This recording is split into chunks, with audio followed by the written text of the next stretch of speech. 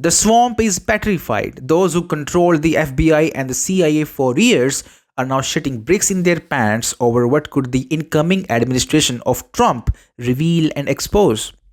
William Webster, a former leader of both the FBI and CIA, appears deeply uneasy about President elect Trump's cabinet picks, especially Kash Patel, Trump's nominee to head the FBI. Webster's concerns, however, seem to go beyond mere qualifications. His statement shows growing anxiety among Washington insiders about the potential for a new, disruptive FBI chief to uncover long buried dark secrets.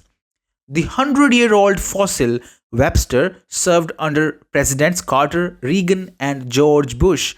He has now issued a pointed letter urging lawmakers to block Trump's nominees, whom he described as unqualified. In his letter, Webster stressed the need for non-partisan leadership and experience, warning that the safety of the American people and your own families depends on it. Webster went all out against Kash Patel, whom he accused of prioritizing personal loyalty over respect for the law. Patel, a close ally of Trump, is known for his work exposing controversies such as the Steele dossier and abuses within the Russia investigation. Webster warned that Patel's leadership could set a dangerous precedent for the FBI, given what he described as Patel's history of executing directives with unwavering loyalty to individuals rather than the rule of law. But here is the truth. Webster's anxiety over Patel stems less from genuine concern about his qualifications and more from fear of what Patel might uncover if given the reins of the FBI.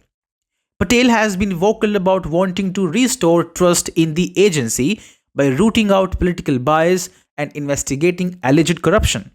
For figures like Webster, who were deeply embedded in the CIA and FBI during pivotal moments in the US history, Patel's approach could shine a light on decisions and practices that have remained hidden for decades. Webster also took aim at former Congresswoman Tulsi Gabbard, Trump's choice for Director of National Intelligence or the DNI. He argued that her lack of intelligence experience and the complexity of overseeing 18 agencies made her an unfit candidate. It is so amusing to see the US deep state getting unnerved, anxious over Tulsi's appointment. Webster is a deep state asset, by the way, a fossil who has been deployed by his masters to do bad mouthing against these brilliant minds.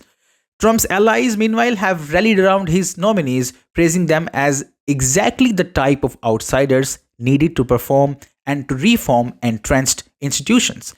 Patel is a perfect pick for the FBI job given his law enforcement background, global experience, and his pledge to rebuild trust in the FBI. He is going to shake it up.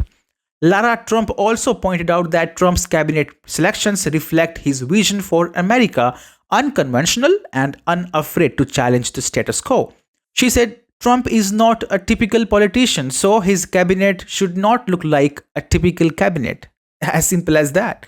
Webster's warnings about Patel and Gabbard may resonate with some people, but for many, they underscore an old guard's fear of losing control. If Patel takes over the FBI, the agency could face a seismic shift, one that may expose secrets long buried by Washington elites. For insiders like Webster, that possibility is likely far more unsettling than any debate over qualification.